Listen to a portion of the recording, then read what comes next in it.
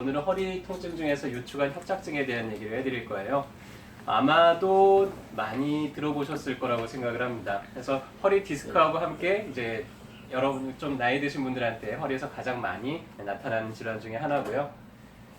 주로 협착증 증상은 전형적으로 이제 이런 식으로 표현을 해요. 처음에 잘 걷다가 조금 걷다 보면은 다리가 찌릿찌릿찌릿해서 어디 앉아서 잠깐 쉬면은 또 괜찮아지고, 그리고 또 걷다가 보면은 또 다리가 찌릿찌릿해서 잠깐 이제 허리 숙여가지고 좀 두들겨주면은 또 나아지고, 그래서 이제 걷다가 가다가 쉬다가 가다가 쉬다가 이런다고 이제 표현을 하는 경우가 가장 많습니다. 척추관 협착증이 어떤 질환이냐면요, 그 병명이 바로 이 질환이 어떤 질환이다라는 것을 나타내요. 척추관이라는 거는 척추에서 신경이 빠져나오는 요 사이 구멍을 우리가 척추관이라 그래요. 협착이라는 건 무슨 뜻이에요? 좁아졌다는 뜻이죠. 그래서 어떤 원인 때문에 이 신경이 빠져나오는 길이 원래는 이렇게 좀 여유가 있어야 되는데 이렇게 좁아져서 가다가 보면은 걷다가 보면은 이 허리 사이가 점점 가까워지잖아요. 그래서 이 신경이 눌려가지고는 신경을 따라서 저리저리 하고 증상이 나타나는데, 또 앉아서 쉬고 있으면은 이 사이가 살짝 벌어져요. 그러니까 또 쉬고 다시 걸으면은 그때는 좀 나아요. 그러다가 또 가다 보면은 이 사이가 좁아지면서 신경을 건드려서 또 저리저리 하게 되죠. 여러 가지 문제 때문에 이제 신경을 누르게 되는데, 앞에 보는 것처럼 퇴행화가 돼서 뼈가 이렇게 튀어나와서 이 뼈가 누르는 경우들도 있고요. 혹은 디스크가 진행이 돼가지고 디스크가 이거를 점점 이제 눌러서 그럴 수도 있고요. 혹은 요 안에 있는 황색인대가 부어서 이 황색인대가 신경을 누르는 경우들도 있고, 다양한 원인 때문에 이 신경이 눌리는 거를 우리가 통틀어서 이제 척추관 협착증이라고 부르게 됩니다. 자, 어린 친구들한테는 별로 없어요. 근데 나이가 들면 들수록 이제 50대부터 서서히 증가해서 70대, 80대가 되면은 상당히 많이 증가가 되죠. 왜냐면은 척추가 나이가 들면 들수록 점점 낡고, 그리고 척추 뼈가 좀 튕그러지고 이러면서 나이가 들면 들수록 이제 퇴행화된 마지막으로 이제 나타나는 질환이라서 그래요. 그래서 허리병 중에서는 뭐라 그럴까요? 요새 말로 이제 끝판왕이라 그러죠. 허리병 중에서는 척추관 협착증이 끝판왕에 해당이 됩니다. 정상적인 척추들은 척추 사이에 이런 디스크들하고 이런 척추 전체적인 기둥이 매끈해요.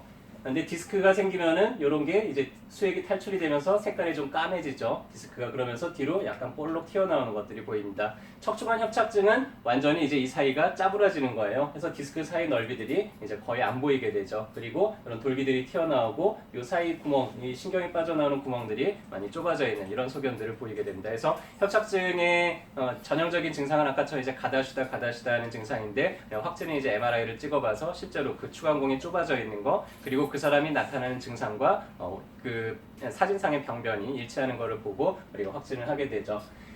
그렇게 해서 이제 양방에서는 그러면은 이걸 어떻게 치료를 하느냐? 뭐 시술을 해가지고 풍선을 넣어서 확장을 시켜주기도 하고, 꼬리뼈를 넣어가지고는 염증이 생긴 부위에다가 스테로이드를 쏴서 염증을 가라앉혀 보기도 하고, 그래도 안 되면은 나중에는 이렇게 수술을 해줘요. 그래서 좁아졌잖아요. 좁아진 거를 넓혀가지고 나사를 박아가지고는 고정을 해버리는 거를 우리가 척추관 협착증에서 하는 유압술이라고 이제 얘기를 하는데요. 이걸 하고 나면은 증상이 바로는 좀 개선이 되는데, 문제는 척추가 원래는 이 5마디 허리뼈가 체중을 골고루 분산을 하게 돼 있어요. 근데 이 뼈를 묶어버리면은 이 뼈 3개가 하나의 통뼈처럼 작용을 해서 이 위아래에 있는 뼈들이 훨씬 더 많은 압력을 받게 돼요, 평상시보다. 그래서 5년 내에 재발될 확률이 거의 50%가 넘어갈 정도로 수술을 하고 나도 다시 재발되고 다시 재발이 되고 하게 됩니다. 이 사이 공간이 좁아져서 신경이 눌리고 있기 때문에 이 공간이 원래는 이 신경이 빠져나오는 길보다 4배나 가까이 이제 넓어요. 근데 조금이라도 신경이 움직일 만큼의 틈이 있으면 증상은 없는데, 근데 그 정도 틈이 안 될 정도로 너무 좁아졌기 때문에 이제 문제가 생기고요. 신경이 조금이라도 빠져나올 수 있을 만큼 조금이라도 틈을 줄 수가 있으면은 증상은 어느 정도 회복이 되게 돼 있어요. 그래서 저희 한의원에서는 이제 이런 분들이 오게 되면은 최초로는 이제 허리뼈 사이를 넓혀주는 교정 치료를 1차적으로 선택을 많이 합니다. 그래서 골반을 내려주고 허리 사이에 틀어진 것들을 바로 잡아주는 이런 교정법을 사용을 하고요.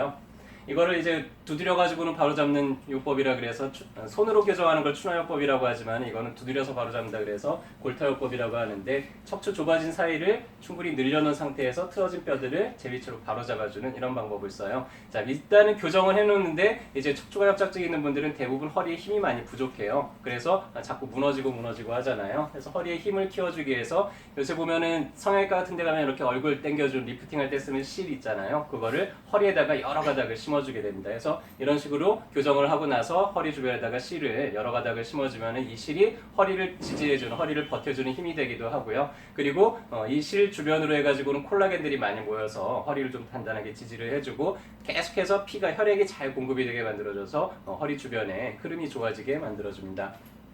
그래서 저희 한의원에서 이걸 척추 재건술이라고 불러요. 척추 사이를 마치 집을 새로 짓듯이 리모델링을 하듯이 다시 한번 리모델링을 해주는 그런 방법이고요.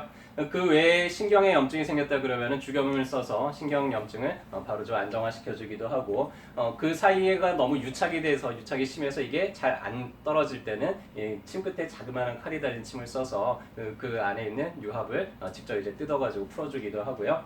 그리고 재료를 공급하기 위해서 약을 좀 같이 쓰는 경우들도 많습니다. 그래서 이런 식으로 이제 다각적으로 치료를 하면 굳이 수술을 하지 않더라도 허리에 좀 힘을 키워줄 수 있고 좀 이렇게 삐뚤어진 뼈들을 바로 잡아가지고는 봉사를 할 수가 있죠. 하지만은 허리병 중에선 끝판왕이라 그랬잖아요. 그래서 모든 분들이 다 되는 건 아니지만은 저희가 어느 정도 이제 사진을 가져오시면은 그걸 보고 판별해서 저희 쪽에서 치료할 수 있는 것들은 치료를 해드리고요. 그래서 이런 방법으로 이제 협착증이 있는 분들의 거의 한 절반 이상은 이런 정도로만 치료를 하더라도 좋아지는 경우들이 많이 있습니다. 자, 그래서 이제 가다 보면은 자꾸 허리가 아파서 가다가 좀 쉬었다 가야 되고 쉬었다 가야 되고 한다. 그럼 이제 어디 가서 먼저 치료를 받아보시면 되겠어요? 그렇죠. 어깨동무한의원에 일단 오시면은 저희가 또 잘 감별을 해드리고 또 좋은 방법들을 많이 제시를 해드리도록 하겠습니다. 오늘도 진료 잘 받으시고요. 건강하게 되시기 바라겠습니다.